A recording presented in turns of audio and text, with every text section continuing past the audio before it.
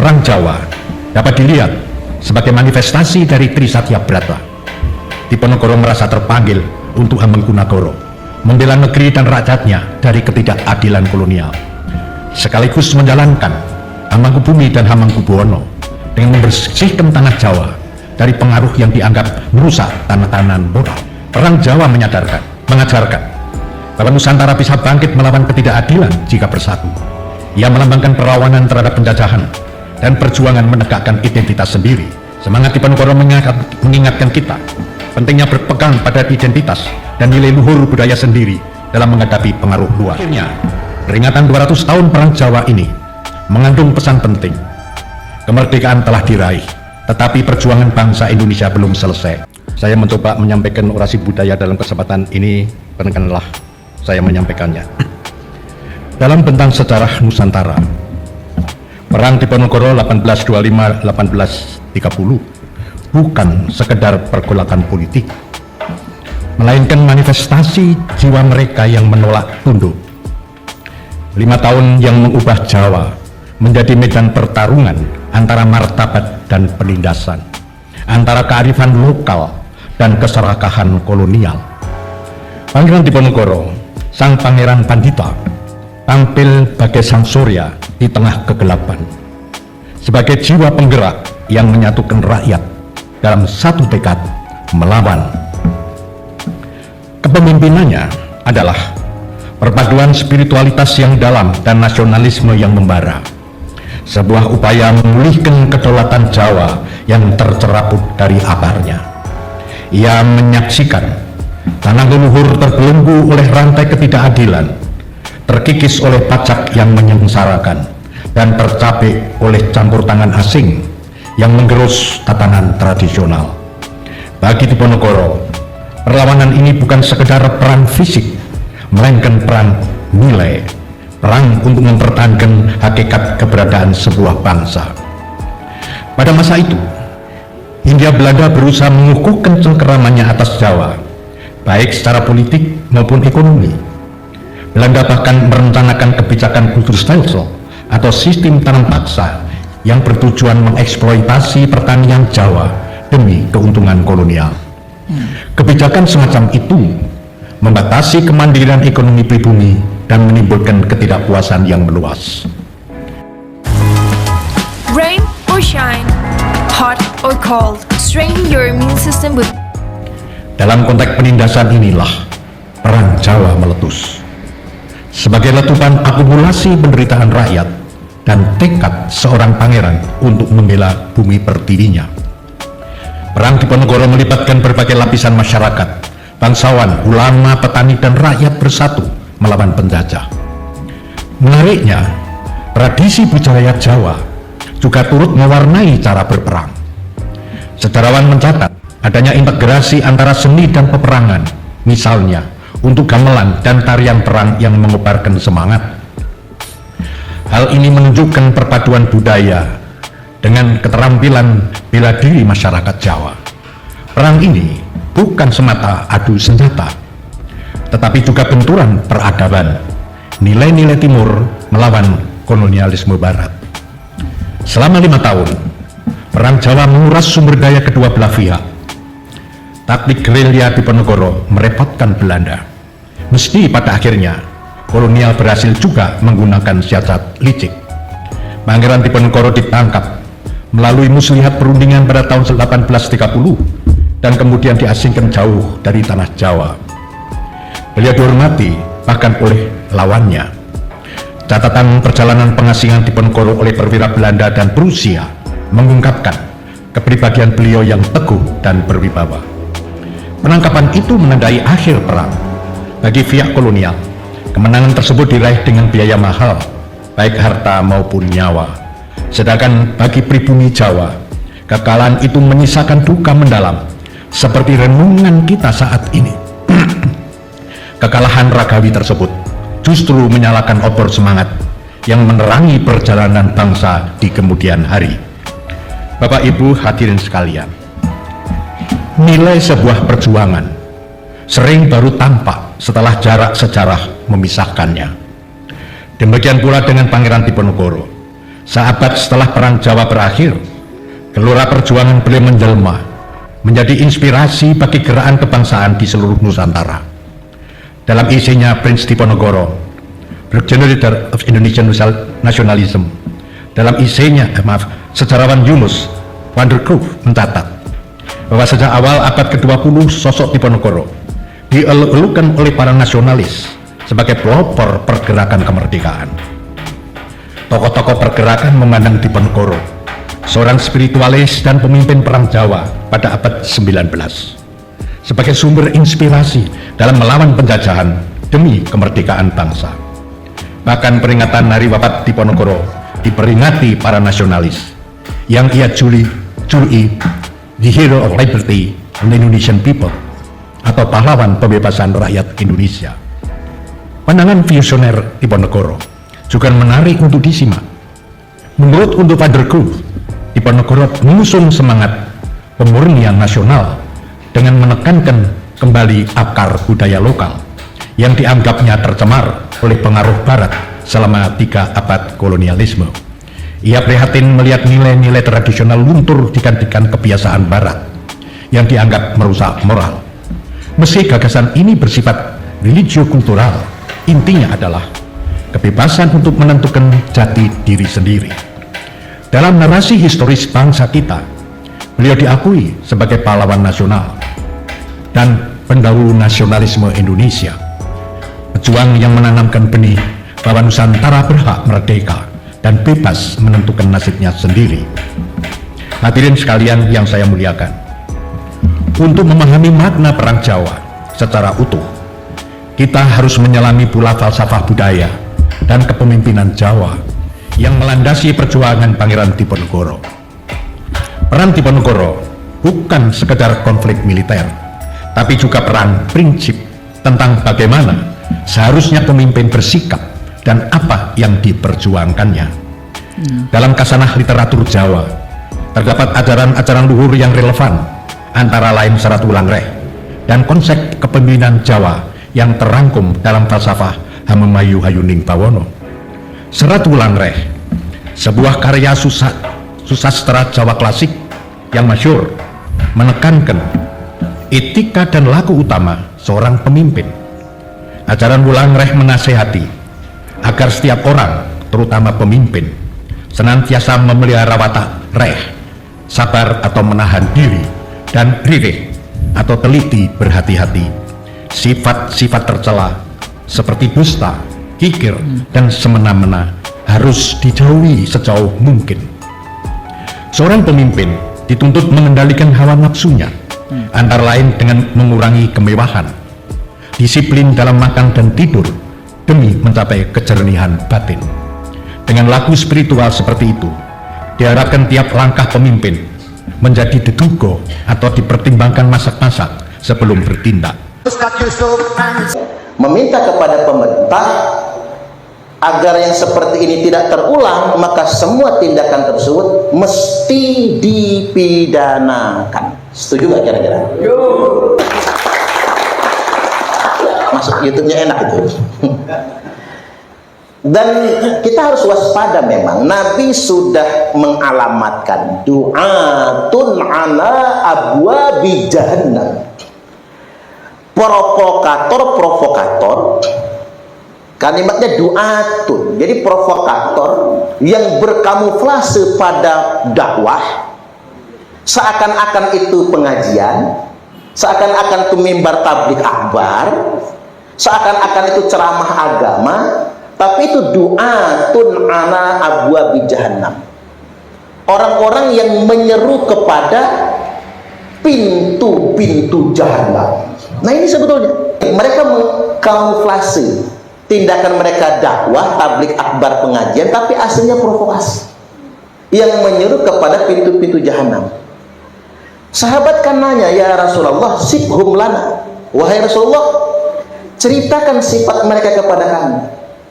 Hum min jildatina wa yatakallamuna bi alsinatina. Mereka itu, kata Nabi, bicaranya dengan lisan kita dan warna kulitnya warna kulit kita. Hadis inilah yang kemudian menyederhanakan provokator akhir zaman itu datangnya dari orang yang kulitnya min jildatina. Nabi bicara langsung.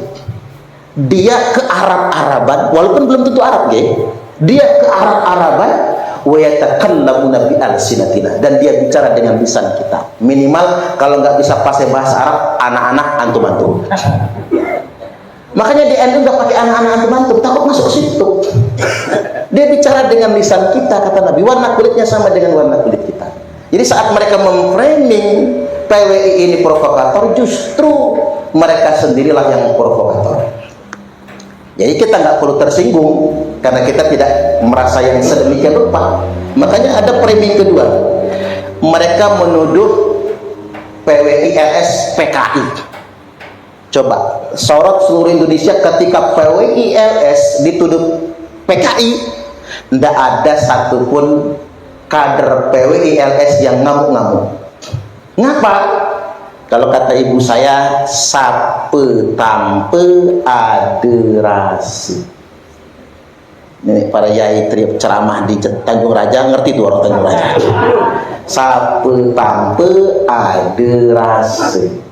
Siapa yang tersinggung berarti dia merasa yang demikian. Lo ngapain kita ngamuk? Wong kita bukan PKI. Lah yang PKI itu siapa? Aide Habib itu Pak, Musa Al-Munawwar Habib, Barak Bah Habib, Partai Komunis Yaman itu Habib semua loh. Jadi kadang-kadang menepuk air di dulang, nyiprat muka sendiri. Saat dia nunjuk kita PKI, sejatinya mereka sedang mengakui akan diri mereka sendiri. Banser Ansor diteriak-teriakin mereka PKI, PWI LS diteriak-teriakin PKI. Justru yang menuduh itulah sebetulnya. Ini sama saja deklarasi pengakuan. Itu yang kedua. Yang ketiga, kemudian mereka memframing PWI itu bukan NU. Oh itu rame sekarang, PWI bukan NU. Kita harus katakan iya, PWI LS bukan Banom NU. Karena kalau Banom NU harus koheren dengan PBNU. PWI LS ini memang bukan Banom NU, tapi semuanya kader NU, warga Nahdliyin. Terutama ya banyak juga yang strukturalnya. Tapi ya kalau yang tanfiziyah sama Rois Suriah jangan ke depan, betul. Kalau masih jajaran Suriah masih boleh lah dong. Wakil tanfiziyah masih boleh masuk kan, kita banyak yang harus kita jaga. Jadi tidak boleh sembarangan. Jadi sedemikian rupa nanti takutnya udah menang konpercap dianulir nanti malah.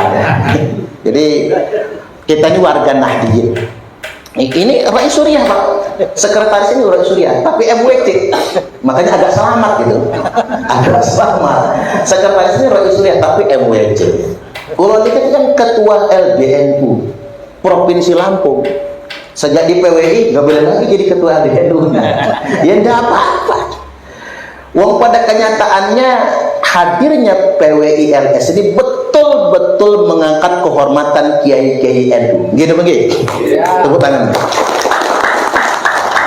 Bayangkan Pak, kalau di Lampung Tengah itu kesaksian para yainya didawir itu sungguh luar biasa itu. Yang kemarin baru kita upload itu didawir 5 juta. Didawir 5 juta itu pun digoblok-goblokin kiai. Digoblok-goblok.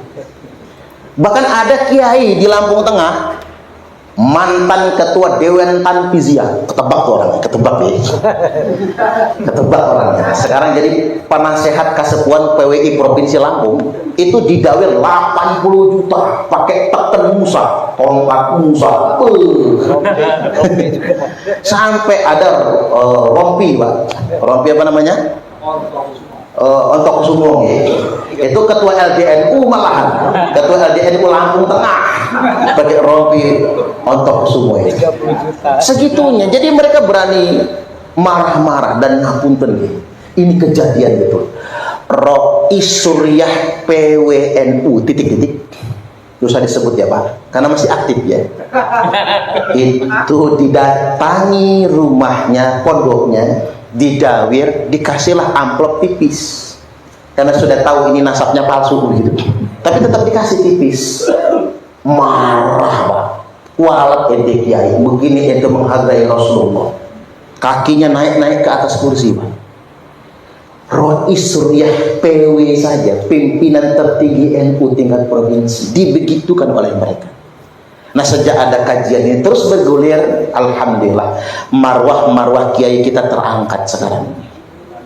NU juga kemudian terangkat. Ini dampaknya sungguh luar biasa. Yang namanya pendawiran itu mulai berkurang, mungkin tinggal tersisa sekian persen. Hanya yang husnuzon sajalah yang masih bisa didawir. Panjenengan yang gak husnuzon ini, yang kritis ya, yang ilmiah itu gak bisa lagi didawir. Anti dawir. Nah, makanya kita pasang simbol PWI LS saja, tambahin foto Kiai Imat sama Gus Abbas, sudah gak berani lagi orang dawir. Udah kayak nakut-nakutin Kabib itu Pak, yang sedemikian rupa. Jadi yakinlah sampai detik ini saya memahami dan mengamati PWI LS betul-betul mengangkat NU, menjaga NU, dan ini buah dari kaderisasi NU sebetulnya, dan buah dari komandan kita terhadap Marsud Banul Waton. Implementasinya itu ada di PWI Laskar Sabilillah. Para orang-orang yang mengancam NU, maka sebetulnya kekuatan NU itu garangnya ada di PWI Laskar Sabilillah. Nah, mengapa harus ada Laskar Sabilillah? Karena di LS ini kan rata-rata Banser kali Pagar Nusa. Cuman kan kalau pakai atas nama Banser dan Pagar Nusa masih harus izin NU. Makanya kita Banser dan Pagar Nusa dibajui Laskar Sabilillah. Jadi begitu. Jadi jangan sampai sekali lagi, jangan terkesan Banser sama Laskar itu seperti benturan, jangan. Walaupun memang sebagian kecil Banser masih ada yang muhibbin. Nah khawatirnya yang muhibbin ini jadi penyusup, makanya kita buatlah Laskar Sabilillah agar nggak bisa disusupi. Baik, kemudian yang berikutnya, yang keempat, mereka menuduh PWI Laskar Sabilillah ini tukang gibah. Kan kita tukang gibah itu kan kalimatnya, tukang gibah. Ya kita jawabnya sederhana, dari fatwa Imam Malik saja. Kalau ada yang ngaku-ngaku anak putune Kanjeng Nabi padahal bukan, maka 3 ketetapannya. Yang pertama, yudrabu dorban waji'a, pukul dia dengan pukulan yang menyakitkan, pukulan yang sangat keras. Yang kedua, wa yusahhar bihi, viralkan. Jadi memviralkan ba'alwi itu bukan gibah, itu kewajiban demi menjaga kemuliaan nasab suci Rasulullah Sallallahu Alaihi Wasallam. Wajib diviralkan di Facebook, TikTok, Twitter, YouTube, semua platform digital kita sebarkan, karena itu kewajiban. Kemudian wayuh basu zamanan tawila, penjarakan dengan penjara yang lama sampai dia sadar. Makanya Syarif Mekah, zaman Mekah masih dipimpin Syarif Mekah memenjarakan Ba'alwi yang ngaku-ngaku anak keturunan Nabi sebelum Mekah dikuasai Wahabi. Nah keturunan Syarif Mekah itu yang kemudian menjadi raja Yordania, Maroko, kan begitu, dan ada yang ke Irak.